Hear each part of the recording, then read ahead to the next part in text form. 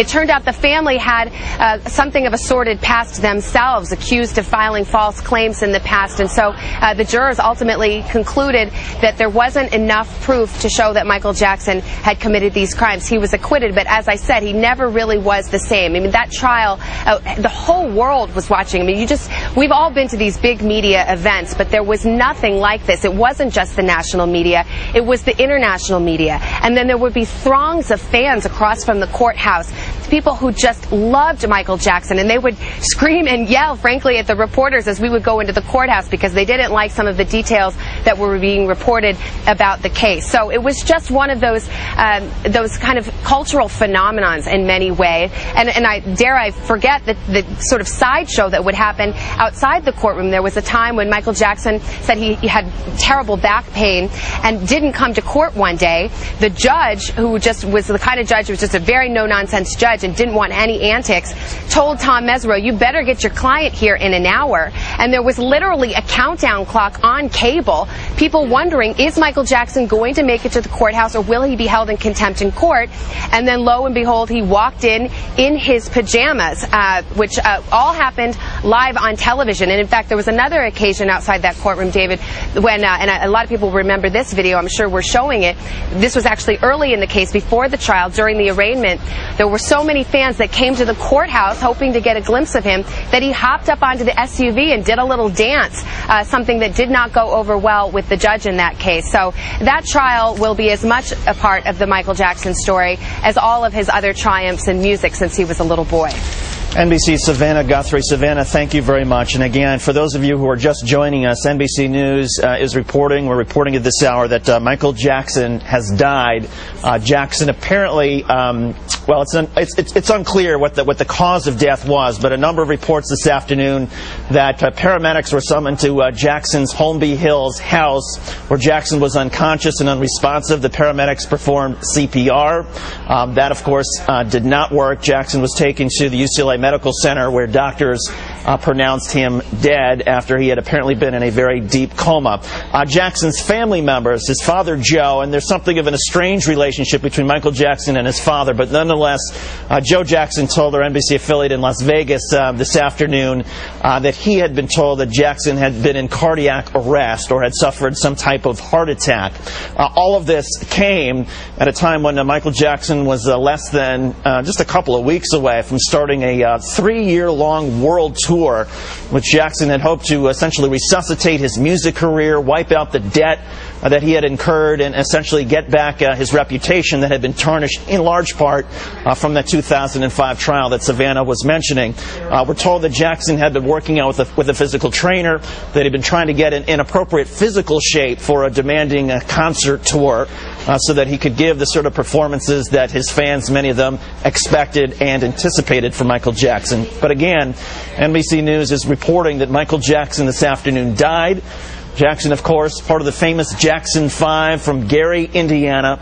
Jackson was 50 years old. He will long be forever remembered, not only for the weird behaviors and the pajama arrival at the courthouse and all the problems that seemed to follow Michael Jackson the last couple of years, but his album Thriller in the 1980s is the single biggest selling album in U.S. history.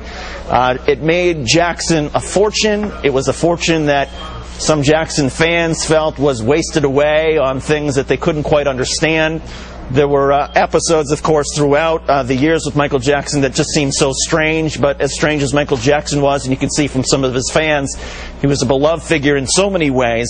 It is just an amazing and incredible and shocking scene, I would suppose. It would be a good way to describe it, in Los Angeles now, outside the UCLA Medical Center, where throngs of reporters and bystanders have come to try to get the official confirmation, the official word from the hospital, even though we've already gotten it ourselves through our sources that Michael Jackson has died.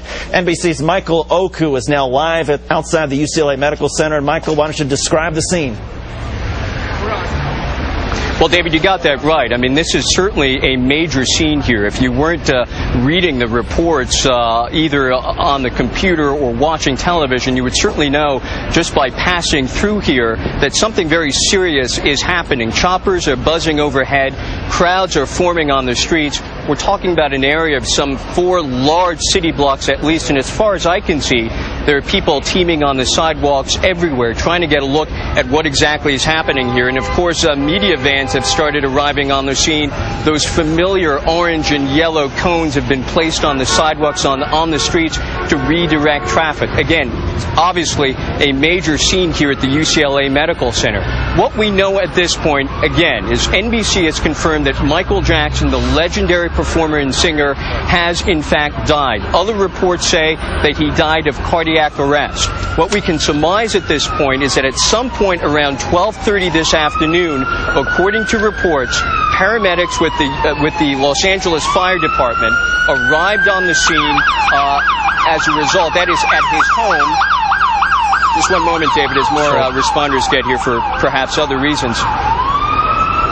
Again, at about 12:30 this afternoon, based on a 911 call that came from Michael Jackson's rented home in the Holmesby Hills section of Los Angeles, responders came to Michael Jackson, found that he had absolutely no pulse, worked to revive that pulse, and were unable to, at which point they rushed him here to the UCLA Medical Center, where we understand that he was declared dead here. Again, Michael Jackson was trying to relaunch his career. A major performer and singer, obviously, in the 1970s after having created his own solo career after the Jackson 5, and obviously had some very difficult times, some allegations of child sexual abuse. There have been reports, of course, that he has been having some very serious financial problems. A report in the Wall Street Journal recently saying that he was at least half a billion dollars in debt, and that he was trying to get his home back again, or to try to sell it, that he was having some hard time trying to upkeep that Neverland Ranch. Was launching major concerts in Europe, was working overtime to do that. Now, of course, we understand that he's passed away. David? Michael Oku outside the UCLA Medical Center in Los Angeles. We're joined now on the phone by Mark Lester, who is the godfather of Michael Jackson's children, Prince and Paris. Mark, obviously, our sympathies, our condolences are with everybody in the Jackson family and everybody who's close to him. I wonder if you can just tell us what you heard today, what you know, your reaction.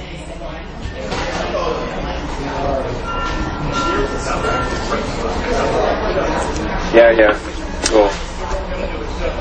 Okay, mate. Give me a call back in a minute, okay? Cheers. Mark, it's David Schuster. Can you hear me? Hello?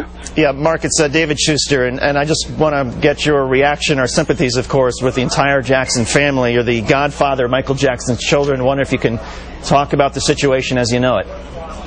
Well, we're just absolutely shocked, and we're absolutely devastated. We're just hoping and praying that these reports are unfounded, but I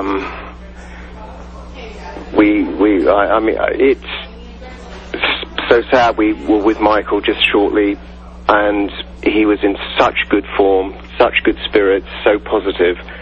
I'm just absolutely devastated about the whole thing.